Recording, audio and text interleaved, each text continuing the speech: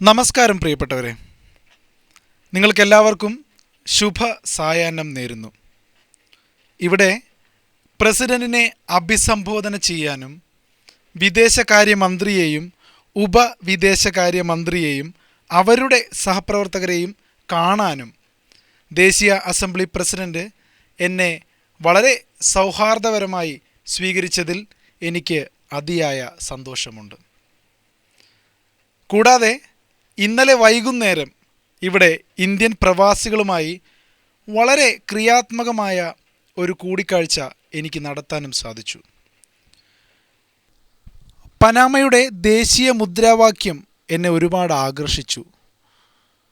Pro ബെനിഫിഷ്യോ മുണ്ടി, അതായത് ലോകത്തിൻ്റെ പ്രയോജനത്തിനായി, ലോകത്തിൻ്റെ നന്മയ്ക്കായി.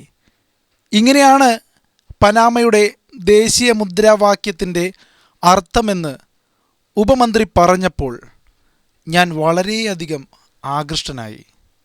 കാരണം ഇതൊരു ഇന്ത്യൻ മനോഭാവവുമായി കൂട്ടി വായിക്കാനാണ് ഞാൻ ആഗ്രഹിക്കുന്നത്. ഞങ്ങൾക്ക് സമാനമായ ഒരു ചൊല്ലുണ്ട്. 3000 വർഷം പഴക്കമുള്ളതാണത്. വസുദൈവ കുടുംബകം. ലോകം ഒരു കുടുംബമാണ്.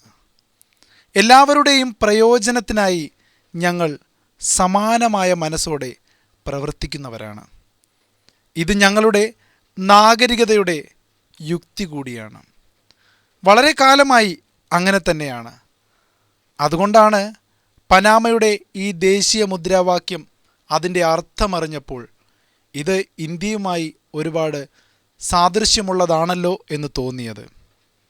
വസുദൈവ കുടുംബകം എന്നത് ആദ്യമായി പറഞ്ഞത് ഞങ്ങളുടെ ഇന്ത്യ മഹാരാജ്യമാണ്. അത് വളരെ അഭിമാനത്തോടു കൂടി തന്നെ ഞാനിവിടെ പറയുന്നു.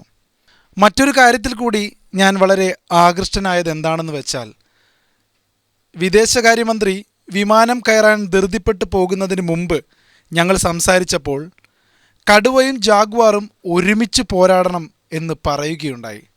അത് കേട്ടപ്പോഴും ഞാൻ വളരെയധികം ആകർഷിക്കപ്പെട്ടു.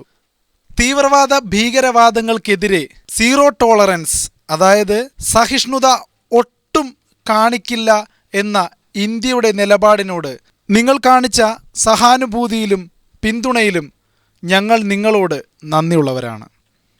ജാഗ്വാറിനൊപ്പം ഞങ്ങൾ നിലകൊള്ളുക തന്നെ ചെയ്യും. കടുവകളായി ഞങ്ങളും നിങ്ങളോടൊപ്പം നിൽക്കുന്നു എന്ന് ഞാൻ വളരെ എളിമയോടെ പറയുകയാണ്.